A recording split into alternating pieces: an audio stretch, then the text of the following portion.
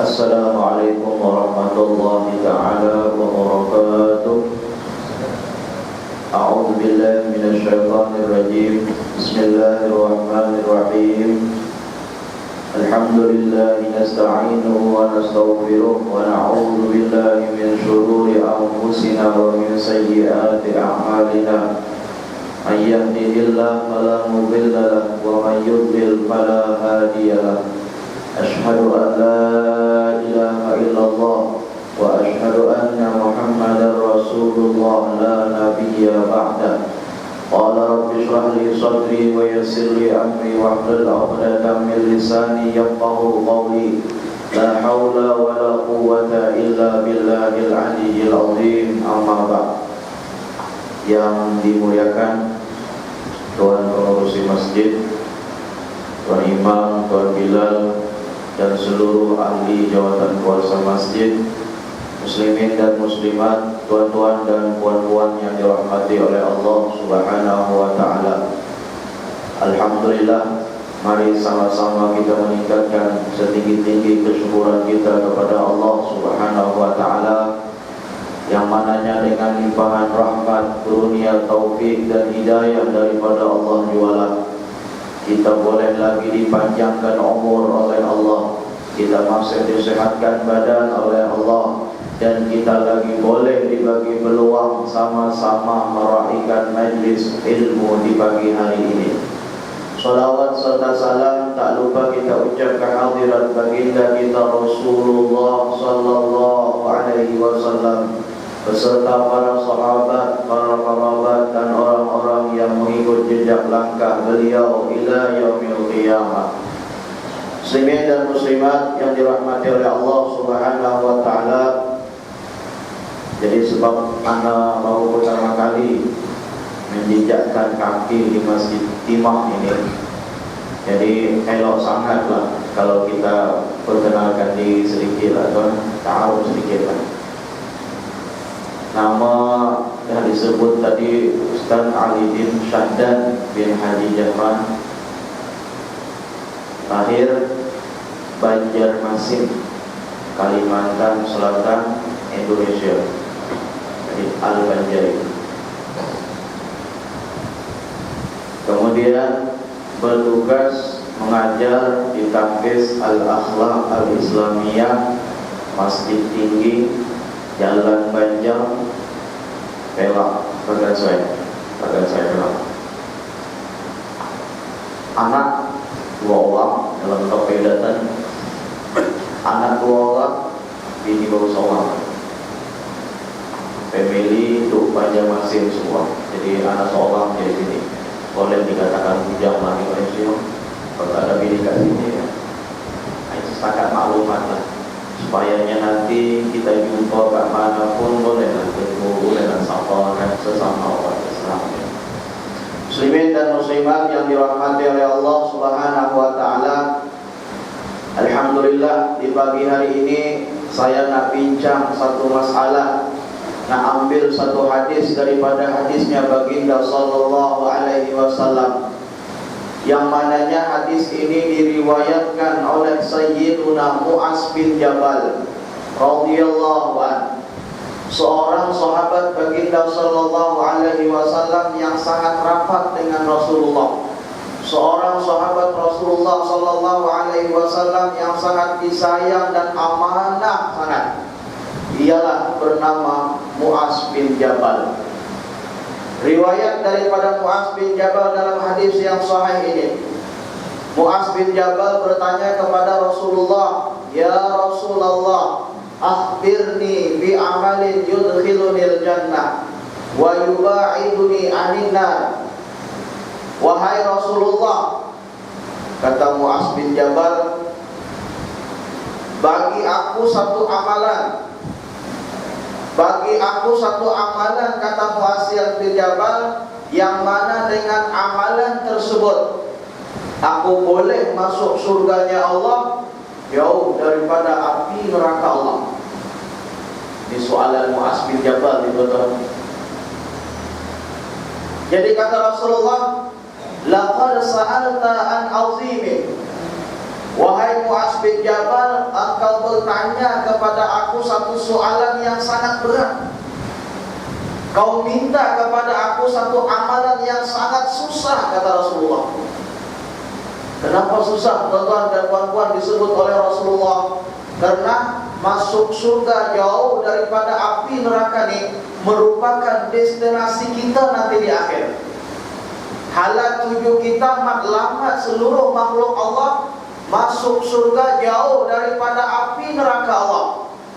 Kita hampas pula siang malam kita kerja, siang malam kita ibadah kepada Allah Subhanahu wa taala.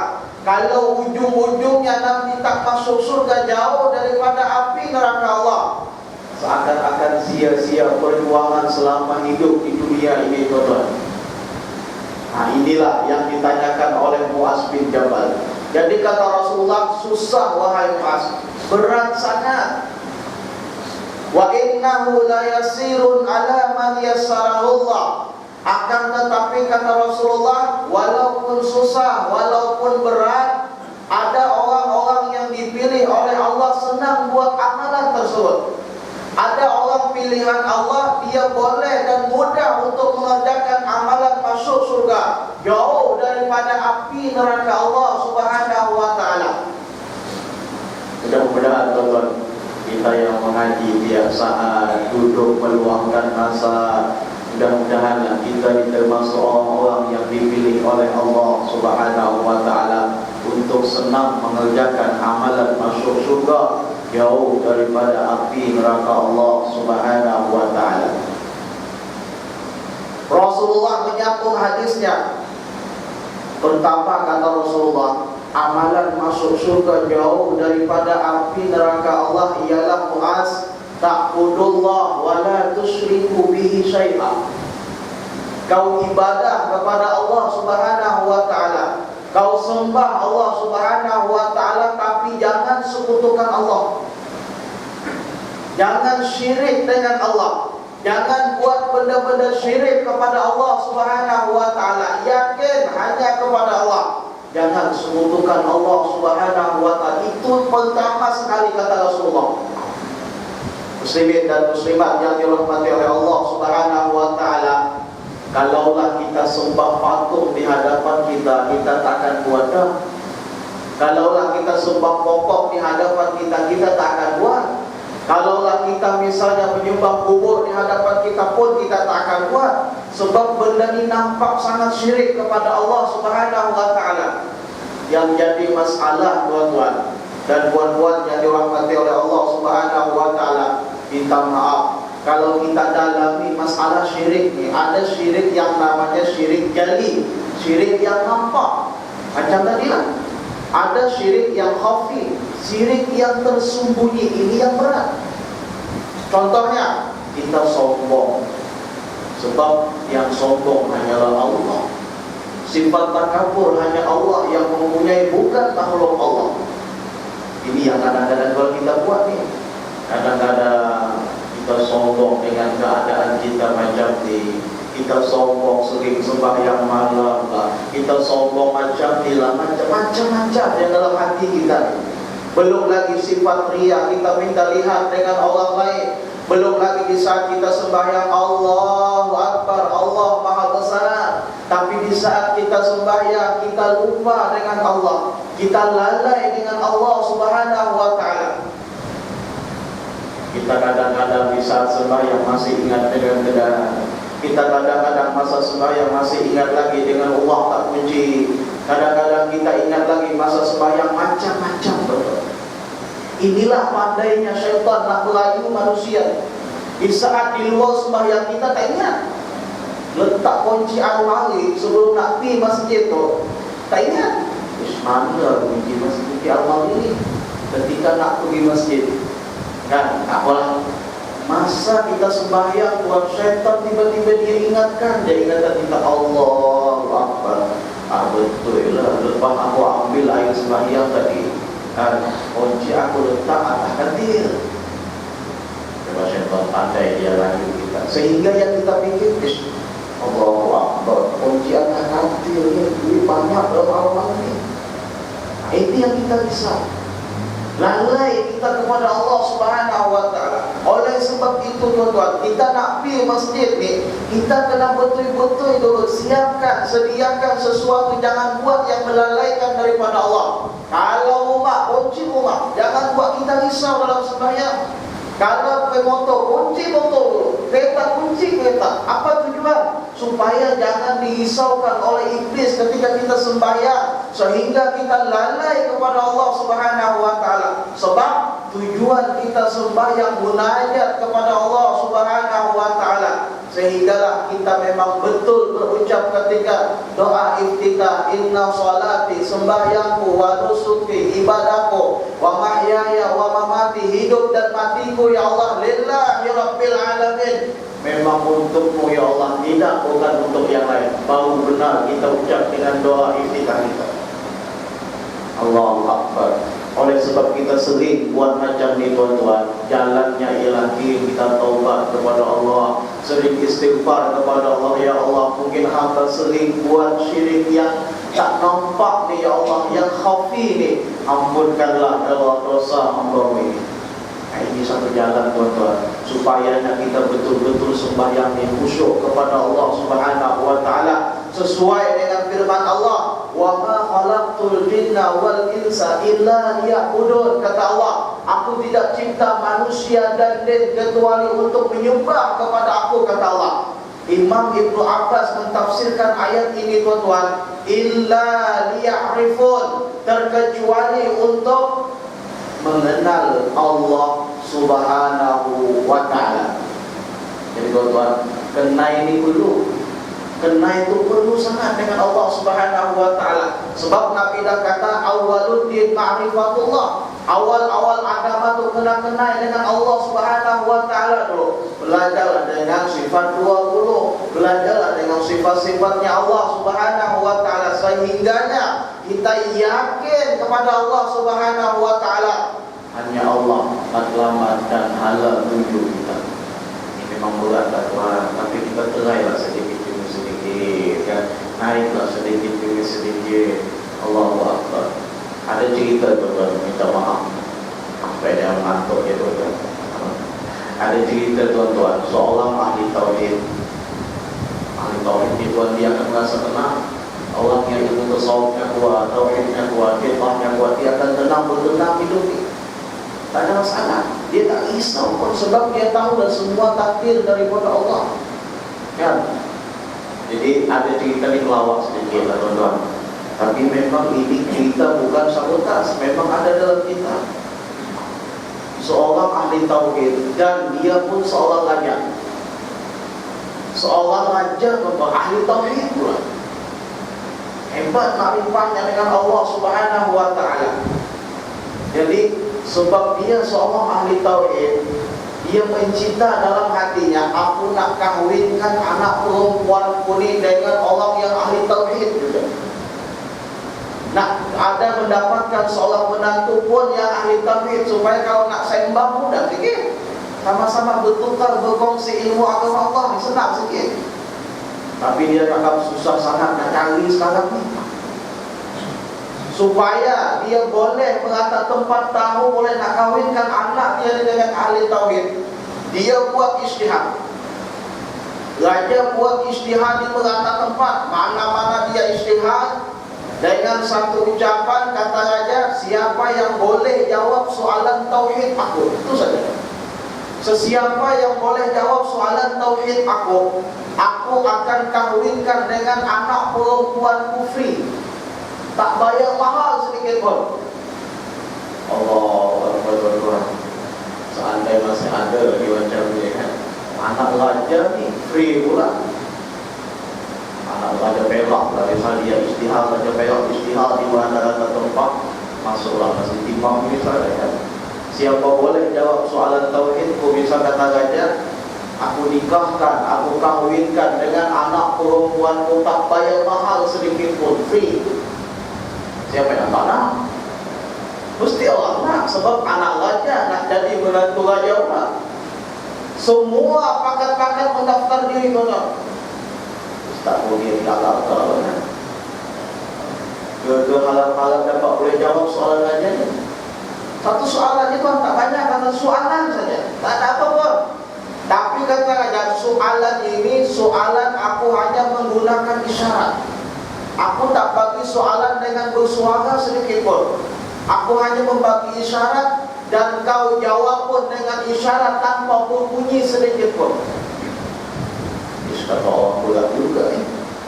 Berat juga ni. Sebab tak boleh bunyi, tak boleh bersuara. Tak apalah, terailah dulu. Kerana harapan boleh dapat ni. Ramai yang mendaftar. Satu demi satu malam ke hadapan raja, satu demi satu maju ke hadapan raja nak bagi jawab soal raja ni. Jadi kata raja, soalan itu senang saja, kau jawab. Ni soalan tauhid. Memang tuan-tuan, soalan tauhid raja. Raja bagi soalan, dia bagi syarat satu macam.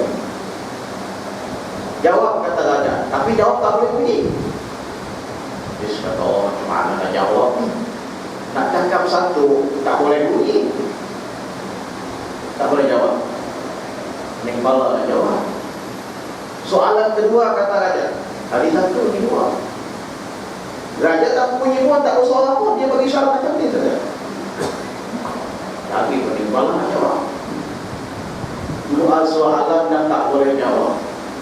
Soalan last kata raja, kalau boleh jawab, okey. Tak boleh, habislah. Tak boleh. Tak boleh nak kahwin dengan anak perempuan pun. Raja bagi soalan bulat macam itu, dia bagi syarat. Jawab kata raja. Lagi pening kepala orang nak fikir, apa jawapan ni? Nak jawab di piala dunia tuan raja, tapi tak boleh bunyi. Seandai boleh bunyi, dia boleh bersuara, kita boleh jawab. Ni tak boleh bersuara sikit pun, isyaratnya kata raja. Habis dah, semua yang mendaftar tak boleh jawab. Ibu-ibu yang mendaftar, Allah, tuan-tuan dan puan-puan yang dirahmati oleh Allah, takdir daripada Allah ni. Ada seorang pemuda bujang lagi. Dia marah ke hadapan raja, maju ke hadapan raja. Raja, saya nak terai jawab. Terus kata raja, kau ni muda lagi, berani sangat. Yang tua-tua ibu-ibu dah tak boleh jawab. Kata pemuda ni, jangan sombong raja. Belum tentu aku yang muda ni tak boleh jawab. Ke aku boleh jawab, siapa tahu. Okey, kata raja, sila jawab. Soalan pertama, pemuda ni tuan-tuan, dia tanpa fikir jawab langsung dia jawab. Kalau raja bagi soalan macam ni, dia jawab tanpa fikir sikit pun. Jadi kata raja, betul kata raja. Allahu Akbar. Lagu mana kata orang boleh jawab betul ini? Orang bimbang lah, hairan. Soalan kedua kata raja, boleh jawab? Okey. Soalan kedua, raja bagi soal isyarat macam ni. Pemuda ni jawab tanpa fikir sedikit pun. Raja pula tak betul pula. Allah Akbar. Orang yang ibu-ibu ni fikir apa soalan dan jawapan ni sehingga betul ini. Allah Alam lah. Terusnya soalan terakhir, soalan last kali kata raja, kalau boleh jawab, langsung kahwin dengan anakku ni, free tanpa bayar sedikit pun. Soalan terakhir bulan macam ni kata raja. Orang nak bingung kan, mesti pemuda ni tak boleh jawab. Tapi pemuda ni tuan, dia tanpa fikir jawab soalan raja dengan isyarat dia. Dia macam ni. Di hadapan raja dia tunjuk macam ni. Apa raja jawab? Kau telah berjaya dan lulus. Ya Allah, Allah. Orang bimbang sangat, soalan dan jawapan ni macam mana boleh lulus, macam mana boleh berjaya. Jadi setelah pemuda ni nikah dengan anak raja, dia pun ni makan-makan tanya dengan pemuda ni, pemuda, kita ni masih tak puas hati lagi, nak tanyalah dengan kau ni, raja punya soalan apa, kau jawab apa. Jadi kata pemuda ni, dia bagi pencerahan dengan Allah-Allah ni tuan. Di saat raja bagi soalan satu macam ni, kata pemuda ni, aku fikir dalam fikiranku, kata pemuda ni, raja bagi soalan dengan aku, kau beranikah kahwin dengan anak perempuanku dengan mahal 1 ekor kambing? Ini menurut pemuda ni tuan. Beranikah kahwin dengan anakku mahalnya 1 ekor kambing? Jadi kata pemuda dijawab, jangan pun 1 ekor kambing, 2 kambing aku berani. Sebabnya anak banyak. Kan jawaban pemuda tadi macam ni. Raja bagi soal macam ni, dia jawab macam ni. Jangan pun 1 ekor kambing raja, 2 ekor kambing, aku berani nak kahwin dengan anak kau tu. Itu yang betul itu kan. Soalan yang kedua, macam ni kata raja tadi, kata orang, apa kau punya jawapan dan soalan? Menurut aku, kata pemuda ni, raja bagi soalan dengan aku naik sedikit. Kau berani kah kahwin dengan anakku dengan mahal 2 ekor kambing? Jadi kata pemuda ni, tuan jawab, dia jawab macam ni tadi. Jangan pun 2 kambing, 3 ekor kambing, aku berani. Siapa yang tak berani dengan anak saja? Patutlah jawab betul kata raja ni. Yang bulat macam ni, apa soalan? Jadi kata pemuda ni, menurut pikiran aku, kata pemuda ni, raja minta kepada aku, kau beranikah kahwin dengan anak perempuanku, dengan mahal kau kumpulkan seluruh kambing yang ada di dunia ini sebagai mahar anakku. Aku jawab pada pemuda tadi, aku berani tapi mesti gaduh dengan aku dulu. Ini jawaban pemuda dua. Dia genggam tangan macam ni tadi, berani tapi gaduh dulu dengan aku saja. Tapi orang tak puas hati lagi. Kenapa sebab? Sebab raja kata soalan dia soalan tauhid, sedang pemuda dijawab soalan dunia aja, jawaban dia masalah dunia saja. Tak puas hati lagi. Jumpa lagi dengan raja. Raja, kau punya soalan apa, jawaban apa? Kalau raja tak sembang dengan menantu dia.